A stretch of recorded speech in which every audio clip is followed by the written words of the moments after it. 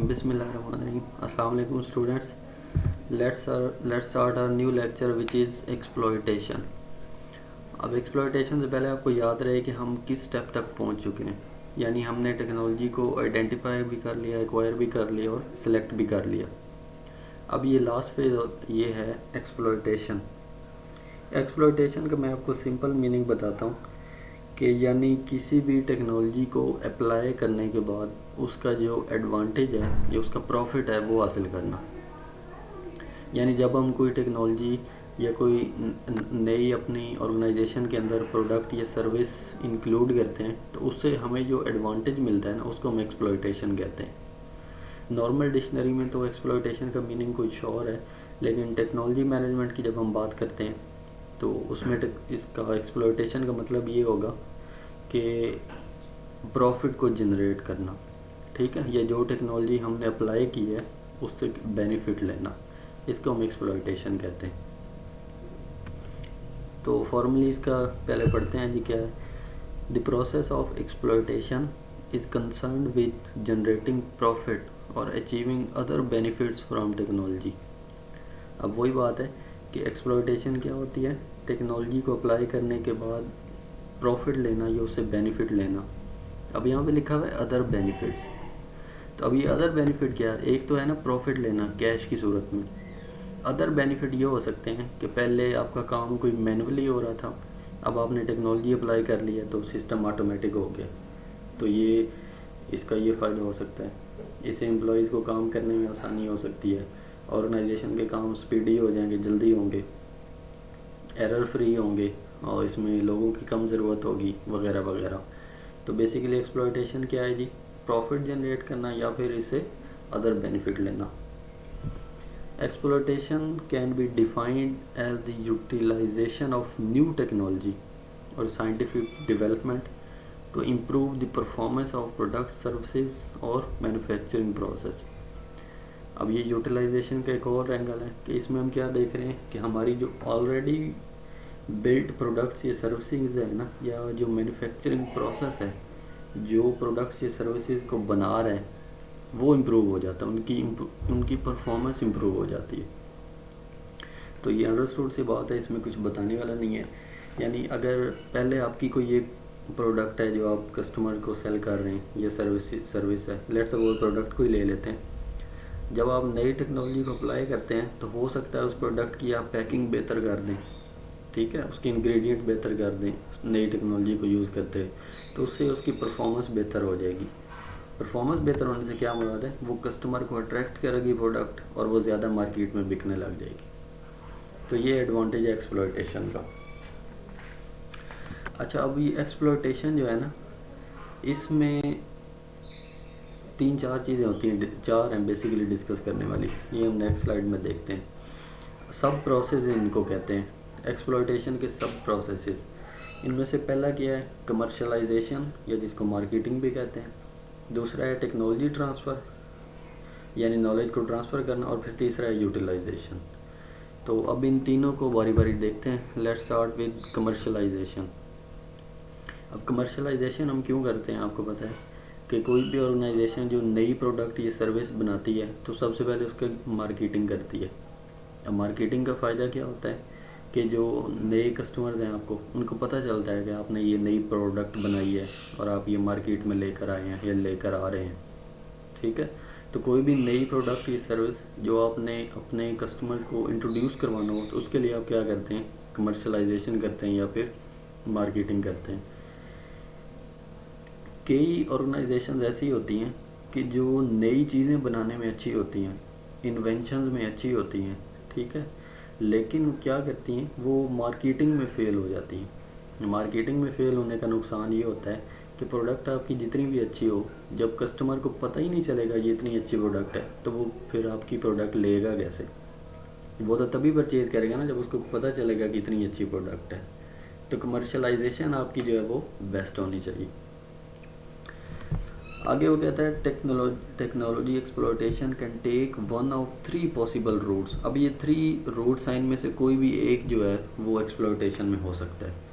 पहला क्या है जी, इन हाउस डेवलपमेंट, ठीक है।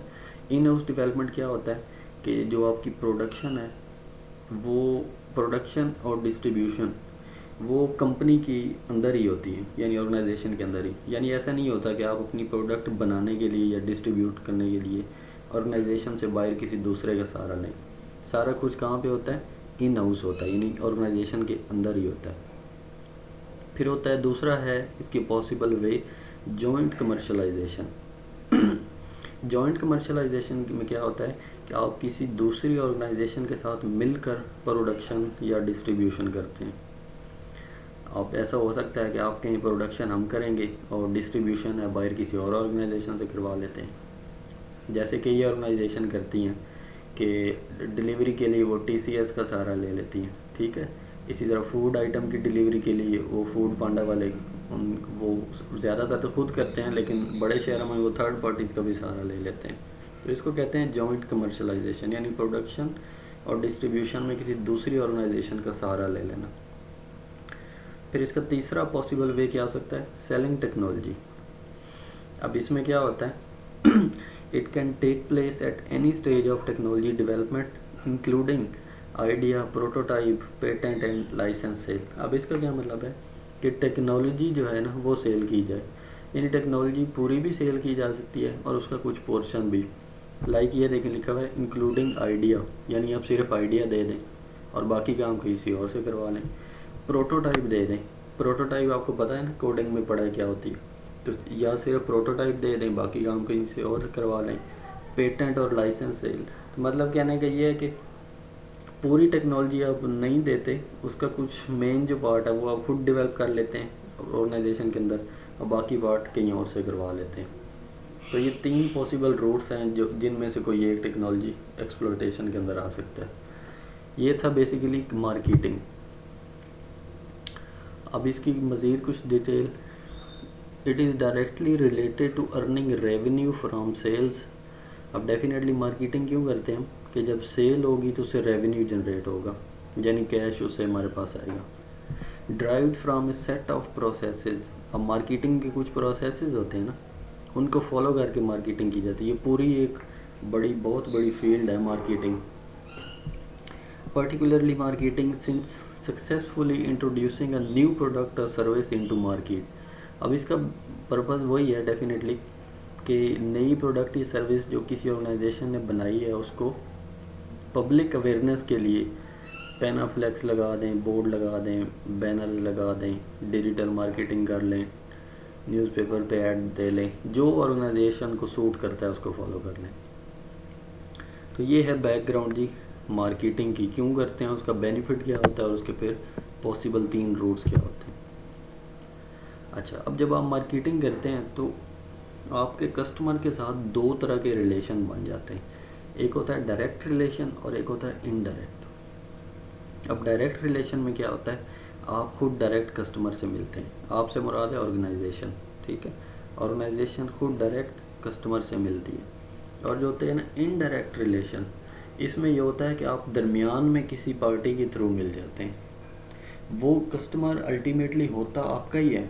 जैसे मैंने आपको TCS की एग्जांपल दिया, तो अब देखें TCS प्रोडक्ट लेके आपके पास आ रहा है, लेकिन क्या आप TCS के कस्टमर हैं? नहीं, आप कस्टमर उसके हैं जिसने TCS को दिया आपकी प्रोडक्ट। आपने ऑनलाइन ऑर्डर करवाया, लेट्स सपोज आपने ऑनलाइन शॉपिंग की, तो आपने कोई एक शर्ट परचेज़ की है, तो अब वो TCS के थ्रू आपको डिलीवर होगी, तो क्या आप TCS के कस्टमर होंगे? नहीं, आप कस्टमर दराज के होंगे, दराज.pk के या अमेज़ॉन के, जहाँ से आपने ख़रीदी है।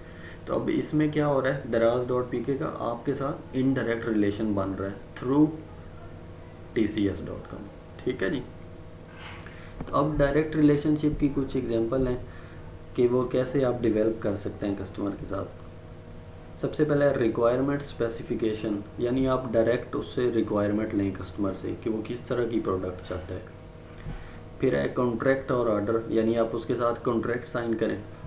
फिर है कस्टमर के साथ मीटिंग करें। फिर इस तरह वारंटी एंड रिपेयर डाटा। ये वो सारी चीज़ें हैं जब आप कस्टमर को ऑफ़र करते हैं ना, तो इससे क्या हो जाता है, उसका आपके साथ एक स्ट्रॉन्ग रिलेशन बिल्ट हो जाता है, ठीक है। फिर इसी तरह इनडायरेक्ट रिलेशन में कौन से हैं जी, सर्वे करवाएं, लोगों को क्वेश्चनर डिस्ट्रीब्यूट करें। फिर है focus groups, market research, interviews और कस्टमर फीडबैक। तो ये वो सारे तरीके हैं जिनसे आपका कस्टमर के साथ इनडायरेक्ट रिलेशनशिप बिल्ड होता है। अब मार्केटिंग के जी 4 प्रोसेसेस होते हैं मार्केट प्रिपरेशन, टारगेटिंग, पोजीशनिंग और एग्जीक्यूशन का नाम होता है। तो इनकी डिटेल देखते हैं बारी बारी। Market preparation. अब मार्केट प्रिपरेशन ये होता है स्टूडेंट्स कि जब आपकी प्रोडक्ट अभी पूरी तरह बनी नहीं है, ठीक है, वो डेवलपमेंट फेज़ के अंदर है, तो आप लोगों को उसके बारे में एजुकेट करना शुरू कर देते हैं कि ये प्रोडक्ट हम फ्यूचर में ला रहे हैं। जैसे आपने कुछ ये मोबाइल कंपनी में देखते हैं ना, तो वो बता देते हैं कि फ़लाँ महीने में फ़लाँ साल में हम इसका नया वर्जन लॉन्च करने लगे हैं, ठीक है। लाइक सैमसंग वो बताएगा जी अब हम S20 प्लस रिलीज़ करने लगे हैं, या iPhone 11 वो हम रिलीज़ करने लगे हैं। तो वो एडवांस में लोगों को एजुकेट करते हैं। अब ये इसकी एक और भी हो सकती है एंगल कि आप जो नई टेक्नोलॉजी आ रही है ना उसका, अच्छा ये एजुकेट करने का मकसद क्या होता है कि लोगों को अवेयरनेस देना, लोगों को इन्वॉल्व करना, आप अपने साथ रिलेशनशिप बिल्ड करना, ठीक है। जब लोग इन्वॉल्व हो जाएंगे तो जैसे ही आप प्रोडक्ट को लॉन्च करेंगे तो वो फ़ौरन से बिकना शुरू हो जाएगी। ये होता है मार्केट प्रिपरेशन, यानी मार्केट को आपकी प्रोडक्ट लॉन्च करने से पहले ही रेडी रखना, उनको इन्वॉल्व रखना, ठीक है, लोगों को एजुकेट करना आपको आपकी प्रोडक्ट के बारे में। ये होता है मार्केट प्रिपरेशन। और ये कब आप करते हैं? आपकी प्रोडक्ट बनने से पहले, जब वो डेवलपमेंट फेज़ में होती है तब आप उनको प्रिपेयर करते हैं। फिर सेकंड क्या होता है जी? टारगेटिंग। अब टारगेटिंग क्या होती है? अपने राइट कस्टमर्स को फाइंड करना। राइट कस्टमर से मुराद है जो आपकी प्रोडक्ट से रेलिवेंट हो या आपकी सर्विस से रेलिवेंट हो। फॉर एग्जांपल आपके कॉलेज की एग्जांपल ले लेते हैं। अब आपकी कॉलेज की जो एडमिनिस्ट्रेशन है वो चाहती है कि हमने नए एडमिशन करने और उसमें मैक्सिमम बच्चे लाए जाएं। तो उनके राइट कस्टमर कौन से होंगे? जिन्होंने FA कर ये इंटरमीडिएट कर लिया है, जिनकी एज 18 ईयर्स होगी फॉर एग्जांपल, या जिनके मार्क्स इतने होंगे, तो अपने राइट कस्टमर्स को आज वो क्या करेंगे? टारगेट करेंगे। ये इस चीज़ में आता है टारगेटिंग में। फिर है पोजीशनिंग। अब पोजीशनिंग में ये होता है कि आपने अपनी प्रोडक्ट किस पोजीशन के ऊपर लॉन्च करनी है। किस पोजीशन से मुराद ये है कि आपने अपने इर्द गिर्द कौन से कंपेटिटर होंगे जिनके साथ ये लॉन्च करनी है। फॉर एग्जांपल आपने एडमिशन कैंपेन लॉन्च करनी है ना, तो आप देखेंगे कि किस टाइम के ऊपर लॉन्च की जाए तो ज़्यादा बच्चे आएंगे, ठीक है। यानी जब रिज़ल्ट आ गया सेकंड ईयर का तो उस वक्त लॉन्च की जाए तो ज़्यादा बच्चे आएंगे, या जब बाकी यूनिवर्सिटियों की मेरिट लिस्ट लग जाए तो उस वक्त लॉन्च की जाए तो मतलब डिपेंडिंग ऑन द टाइम, ठीक है जी। अच्छा, अब इसमें वंस द प्रोडक्ट या application works marketing too early majority type is a matter of. अभी ये 4-5 चीज़ें इनके थ्रू आप पोजीशनिंग कर सकते हैं। कौन कौन सी? पहली है जी attending industry conferences and trade shows. यानी इंडस्ट्री जो कॉन्फ्रेंस शोज करवाती है ना, कई इंडस्ट्रीज़ करवाती हैं, एजुकेशन के भी सेमिनार होते हैं, और इसी तरह आप वो अटेंड करें। उससे आपको पता चलेगा कि बाकी लोग किस तरह और कब एडमिशन कैंपेन कर रहे हैं। सेकंड है frequent mentions in industry magazines. Industry magazine भी होते हैं, एजुकेशन इंडस्ट्री के भी मैगजीन शाया होते हैं, इस तरह हर इंडस्ट्री के होते हैं। Being installed in other companies in the same industries. यानी आप सेम अपनी तरह की कोई यूनिवर्सिटी देखें, कॉलेज देखें, वो क्या प्रैक्टिस कर रहे हैं उसको देखें। फिर है डेवलपिंग इंडस्ट्री स्पेसिफिक एप्लीकेशन। यानी आप मार्केटिंग स्ट्रेटजी इस तरह की बनाएं जो रेलिवेंट टू आपकी इंडस्ट्री हो। मैं आपको इसकी एग्जांपल देता हूँ कि जो वेबसाइट आप बनाते हैं ना, अब उसमें जो एजुकेशन सेक्टर की वेबसाइट है ना, उसका थीम अलग होता है। जो ई-कॉमर्स की है उसका थीम अलग होता है, उसके कलर बड़े वाइब्रेंट होते हैं, ब्राइट कलर होते हैं, उनमें एनिमेशन ज़्यादा होती है, पिक्चर और वीडियो ज़्यादा होती है, स्लाइडर ज़्यादा होती है। तो जो एजुकेशन की है वो ज़रा मतलब मॉडर्न इतनी ज़्यादा नहीं होती, उसमें कलर इतने ज़्यादा नहीं यूज़ होते। तो आपने इंडस्ट्री स्पेसिफिकेशन एप्लीकेशन के ऊपर फोकस करना है। फिर है alliance with other key supplier to the industry. Sometime ऐसे भी होता है कि आप मुख्तलिफ मार्केटिंग करने वाले लोगों से रब्ता कर लेते हैं और उनसे कहते हैं कि हमें स्टूडेंट्स ला के दें, एडमिशन कैंपेन में हमारी हेल्प करें। तो इन्हें हम कहते हैं की सप्लायर्स ऑफ इंडस्ट्री। तो ये बेसिकली पोजीशनिंग है टाइम के हवाले से। अच्छा, फिर है एग्जीक्यूशन। ये मार्केटिंग के फॉर्म बढ़ रहे हैं ना प्रोसेस। तो एग्जीक्यूशन, अब एग्जीक्यूशन में क्या होता है कि आपने अपनी जो प्रोडक्ट है ना या सर्विस है उसको डिप्लॉय करना है मार्केट के अंदर, और इस तरह से डिप्लॉय करना है कि आपके कंपेटिटर को आपकी जो प्रोडक्ट है वो बीट कर जाए और क्विकली ये सेल हो। ठीक है जी। The final step is to deploy companies resources to one or more specific niche markets where it can be sold rapidly and beat out competitors। तो आपने अपनी ऑर्गेनाइजेशन के रिसोर्सेज सेल करने हैं किसी मार्केट में जहाँ पे ये कंपेटिटर्स को अच्छे तरीके से बीट भी करे और जल्दी से आपकी प्रोडक्ट सेल हो। This approach will ultimately build a winning image and develop the trust of customer in the company. Definitely अगर आपने इन प्रोसेसेस को फॉलो करके फाइनली एग्जीक्यूशन किए हैं ना, तो इससे आपकी जो प्रोडक्ट है ये सर्विस, तो इससे आपकी जो प्रोडक्ट है ये सर्विस उसका क्या होगा, कस्टमर के माइंड में पॉजिटिव इमेज जाएगा एग्जीक्यूशन से। सो ये 4 बेसिक प्रोसेसेस हैं जी मार्केटिंग के।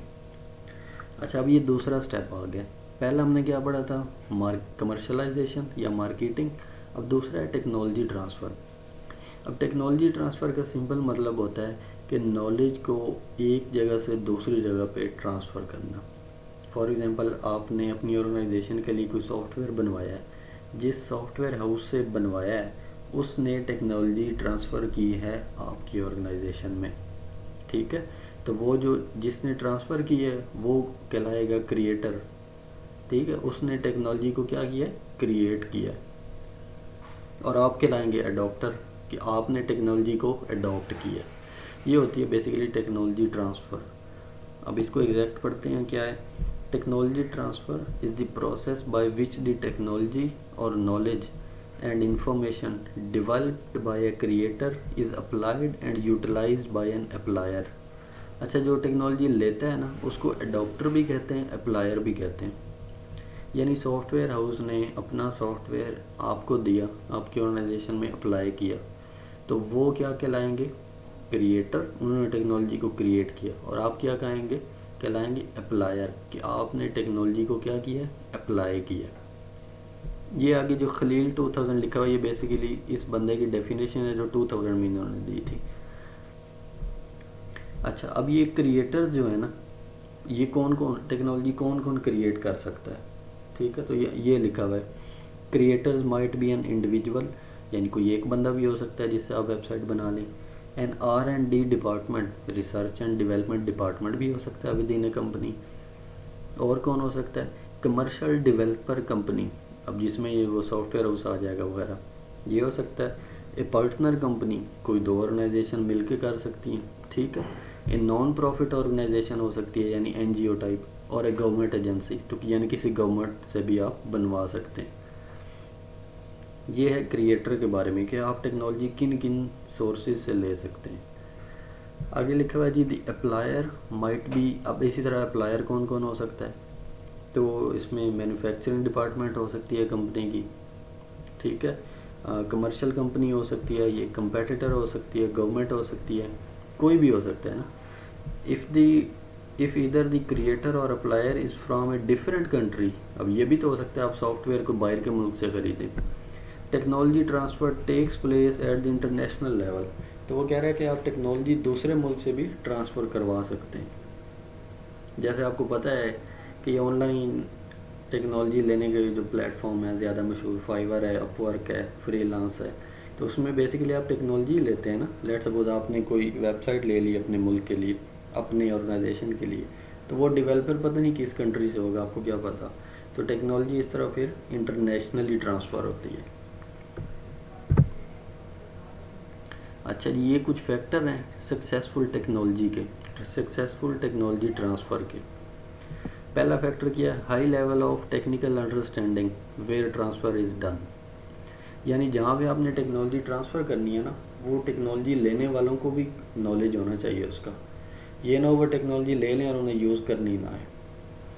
तो जब उन्हें यूज़ करनी आती होगी तो फिर ये टेक्नोलॉजी ट्रांसफ़र सक्सेसफुली होगी। ये पहला फैक्टर है। दूसरा क्या है, feasibility findings of the technology are high, अब फिजिबिलिटी मैंने आपको बताया क्या होती है लास्ट लेक्चर में, कि किसी भी जब आपने नई ऑर्गेनाइजेशन बनानी है या उसका कोई डिपार्टमेंट बनाना है तो उसकी सारी जो डिटेल होती हैं, फाइनेंशियल, कौन कौन लोग काम करेंगे, कितना मटेरियल रिक्वायर है, क्या रिक्वायर है, वगैरह वगैरह। तो वो कह रहा है feasibility finding of technology are high, यानी वहाँ की जो फिजिबिलिटी रिपोर्ट है ना वो पॉजिटिव होनी चाहिए। आगे क्या है, advance development activities overlap with new technology. जो पुरानी आप टेक्नोलॉजी यूज़ कर रहे थे ऑर्गेनाइजेशन के अंदर, अब जब उसके अंदर एडवांसमेंट आएगी तो नई टेक्नोलॉजी इसको ओवरलैप कर लेगी। यानी ऐसा ना हो आप नई टेक्नोलॉजी भी ट्रांसफ़र कर दें और पुरानी भी यूज़ होती रहे। तो नई टेक्नोलॉजी की सक्सेस तब होगी जब ये पुरानी को ओवरलैप कर ले। फिर इसी तरह 3 आगे और हैं, ये भी सेम इसी तरह। और क्या है जी, growth potential of application is high. यानी जब आपने ये टेक्नोलॉजी ट्रांसफ़र कर दी तो इसकी सक्सेस तब होगी जब उससे ग्रोथ ज़्यादा हो ऑर्गेनाइजेशन की, यानी प्रॉफिट ज़्यादा हो। फिर ये 2 और हैं जी, ये आप पढ़ लीजिएगा। अब इसके हम प्रोसेसेस पढ़ते हैं, टेक्नोलॉजी ट्रांसफ़र किन प्रोसेस से की जाती है। तो ये 4 हैं। सबसे पहले आप ट्रांसफ़र मेथड को डिटरमिन करते हैं, फिर प्री ट्रांसफ़र एक्टिविटीज़ होती हैं, फिर ट्रांसफ़र एक्टिविटी और फिर एंड पे इवैल्यूएशन करते हैं या फीडबैक जिसको कहते हैं। तो बारी बारी इनको देखते हैं। Determine the transfer method, actor and timing. Before A technology transfer decision is made the maturity. अरे मैं आपको सिंपल वर्ड में बताता हूँ। इसमें बेसिकली ये होता है कि जब आपने नई टेक्नोलॉजी को इंट्रोड्यूस करवा दिया ना, तो फौरी तौर पर इस स्टेप के अंदर वो ये कह रहा है कि उस नई टेक्नोलॉजी को ट्रांसफ़र नहीं किया जाता। उसकी रीज़न क्या होती है कि आपको पता है कोई भी नई टेक्नोलॉजी जब आती है तो उसका एक टाइम होता है स्पेसिफिक, उसके अंदर उसकी टेस्टिंग की जाती है। जब टेस्टिंग की जाती है वो एक्सपेरिमेंट कामयाब रहता है, उसके रिजल्ट पॉजिटिव आते हैं, तो फिर वो टेक्नोलॉजी यूजेबल होती है। ठीक है, जब तक वो टेक्नोलॉजी पॉजिटिव रिजल्ट्स जनरेट नहीं करती उस वक्त तक इस टेक्नोलॉजी को आप किसी भी जगह पर ट्रांसफ़र नहीं करेंगे। ये है determining the transfer method, actor and timing. यानी आपने ये देखना है कि अप्रोप्रिएट टेक्नोलॉजी तब तक ट्रांसफ़र नहीं हो सकती जब तक इससे रिजल्ट्स जो हैं वो पॉजिटिव नहीं आ जाते एक्सपेरिमेंट होने के बाद। ये है पहला प्रोसेस। अच्छा, जब टेक्नोलॉजी ट्रांसफ़र होती है, ये जब ये डिसीजन ले लेते हैं टेक्नोलॉजी ट्रांसफ़र का, तो इसमें कुछ मेथड्स हैं जिनको आप देखते हैं। बेसिकली 2 मेथड हैं, एक को हम कहते हैं इनफॉर्मल और दूसरे को कहते हैं फॉर्मल। अब इनमें कुछ चीज़ें इंक्लूड होती हैं। फॉर एग्जांपल इनफॉर्मल मेथड है तो इसमें क्या होता है, टेक्निकल इंफॉर्मेशन एक्सचेंज होती है, यानी टेक्नोलॉजी लेने वाले से और टेक्नोलॉजी देने वाले के दरमियान टेक्निकल इंफॉर्मेशन जो है वो एक्सचेंज होती है। अब वो किस तरह एक्सचेंज होती है, प्रिंटेड मीडिया के थ्रू हो सकती है, इलेक्ट्रॉनिक मीडिया के थ्रू हो सकती है, सोशल मीडिया के थ्रू, मीटिंग के थ्रू या डोजियर के थ्रू। ठीक है, तो ये है इन प्रोसेस फॉर्मल। फिर फॉर्मल टेक्नोलॉजी का प्रोसेस क्या है, इसमें हम लीगल अरेंजमेंट करते हैं। ठीक है जी, लीगल अरेंजमेंट क्या है जी, पार्टिसिपेंट्स में और टेक्नोलॉजी ट्रांसफ़र के दरमियान में, जो टेक्नोलॉजी ले रहा है और जो दे रहा है, उन दोनों के दरमियान में लीगल हम जो अंडरस्टैंडिंग करते हैं या साइंस करते हैं, इसको कहते हैं formal transfer process of technology. अब ये है प्री ट्रांसफ़र एक्टिविटीज़, ये दूसरा पार्ट है। प्री ट्रांसफ़र के अंदर क्या हम करते हैं कि लीगल डॉक्यूमेंटेशन करते हैं, जिसके अंदर हम बताते हैं, डिसाइड करते हैं बल्कि कि उसमें बेसिकली सारी डिटेल लिखी होती है। ट्रांसफ़र टेक्नोलॉजी लेने वाले का नाम, टेक्नोलॉजी देने वाले का नाम, कितनी प्राइस में टेक्नोलॉजी ट्रांसफ़र होगी, कितने दिनों में ट्रांसफ़र होगी, कौन कौन लोग इसमें इन्वॉल्व होंगे, ट्रांसफ़र होने के बाद क्या प्रोसेस होगा, अगर टेक्नोलॉजी फेल हो जाती है तो उस केस में फिर रिफ़ंड की पॉलिसी क्या होगी, कस्टमर फीडबैक का प्रोसेस क्या होगा। तो इस तरह की जो प्रोडक्ट लेने या सर्विस लेने से रेलिवेंट जितनी भी डिटेल्स होती हैं वो हम किस में करते हैं, प्री ट्रांसफ़र एक्टिविटीज़ के अंदर। फिर होता है ट्रांसफ़र एक्टिविटीज़। ठीक है, अब ट्रांसफ़र एक्टिविटीज़ ये होता है, physical installation and adjustment take place mainly before the transfer process start. यानी जब प्रोसेस ये होता है ना ट्रांसफ़र एक्टिविटीज, इससे पहले पहले ही कुछ चीज़ फिज़िकल इंस्टॉलमेंट्स की जाती हैं। अब इसकी एग्जांपल क्या है, फॉर एग्जांपल आपने किसी जगह पे किसी लैब के अंदर नेटवर्किंग करनी है, तो ट्रांसफ़र करने से, कंप्यूटर ट्रांसफ़र करने से पहले आप क्या करेंगे, वहाँ पे इलेक्ट्रिसिटी का कनेक्शन प्रोवाइड कर देंगे, वहाँ पे वो केबल डालेंगे जो इंटरनेट की होती है, ठीक है। फिर इसी तरह लैब में एसी वगैरह लगाएंगे, वो सारे वो काम करेंगे। तो ये ट्रांसफ़र एक्टिविटी से पहले आप इस तरह के काम करते हैं। फिर उसके बाद आती है एक्चुअल इंस्टॉलेशन, जिसमें आप सारी उसके अंदर नेटवर्किंग कर देंगे और सारे सिस्टम्स को रेडी करेंगे। इसको हम कहते हैं ट्रांसफ़र एक्टिविटीज़। फिर होती है इवैल्यूएशन। अब इवैल्यूएशन क्या होती है, आपको पता है कि जब कोई प्रोडक्ट कस्टमर के हैंड ओवर कर दी जाए तो फिर उसका फीडबैक लिया जाता है, ठीक है। एक तो है उसका फीडबैक लेंगे, दूसरा इवैल्यूएट करेंगे कि हमने जिस तरह से डिसाइड किया था क्या उसी तरह से सारे रिजल्ट्स आ रहे हैं। अगर उस तरह नहीं आ रहे तो फिर जो टेक्नोलॉजी लेने वाला है वो कुछ एतराज़ करेगा, फिर उसके अकॉर्डिंग इम्प्रूवमेंट्स की जाएंगी, ठीक है। तो इवैल्यूएशन प्रोसेस के अंदर आपने बेसिकली देखना है कि उस तरह से रिज़ल्ट जनरेट हो रहे हैं तो ठीक है, फिर अप्रिसिएशन लेंगे। अगर रिज़ल्ट उस तरह जनरेट नहीं हो रही तो फिर क्या होगा, जो टेक्नोलॉजी लेने वाला है वो इम्प्रूवमेंट सजेस्ट करेगा। तो ये था जी बेसिकली सेकंड फेज़। 3 हमने कहा था इसके पार्ट्स होते हैं। दोबारा अगर मैं आपको दिखा सकूं, एक्सप्लॉयटेशन के एक मार्केटिंग और दूसरा क्या था जी, टेक्नोलॉजी ट्रांसफ़र, और फिर तीसरा यूटिलाइजेशन। तो आज हमने 2 पढ़े हैं, मार्केटिंग का और टेक्नोलॉजी ट्रांसफ़र का। नेक्स्ट लेक्चर में इंशाल्लाह हम यूटिलाइजेशन देखेंगे और इस चैप्टर के जो रह जाने वाला पार्ट है वो है। आई होप कि आपको समझ आई, ये इजी है लेक्चर। अगर कोई क्वेश्चन है तो आप ज़रूर पूछिए। थैंक यू, अल्लाह हाफ़िज़।